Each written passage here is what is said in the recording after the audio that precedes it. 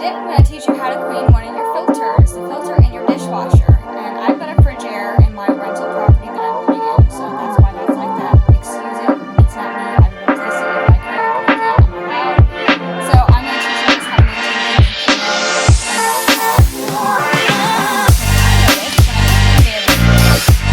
all of my dishes were still dirty, and I've taken them out of the fridge a little bit to show you in another video.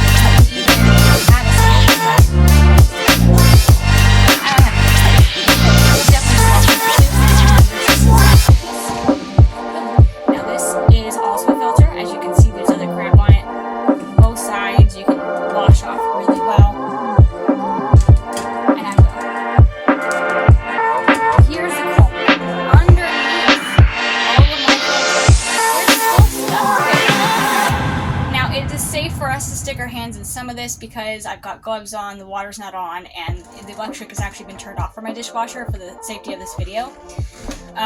Even though you really don't have to take so much precautions, I'm taking precautions because I'm a wimp. But as you can see, there's still standing water in the bottom of here, and there's so much stuff that's kind of like floating around it. All around right there that I can clean off. Now, it comes off pretty easily.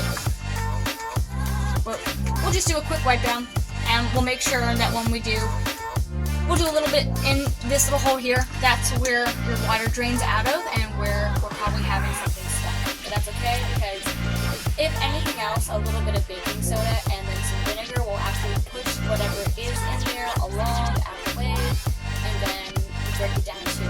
Now you gotta be careful with that, because if you are putting huge food chunks in on your plates and stuff like that when you put them in the dishwasher, that will not be a trick that will work, because you'll just push the clog further in and it won't get any better. So make sure that you're rinsing your dishes before you put them in. So let me go ahead and get this clean. Alright, I went ahead and I finagled a little bit and I got all the pieces clean, and sure enough, the water did drain. So I'm super excited, because now I can go ahead and put things back while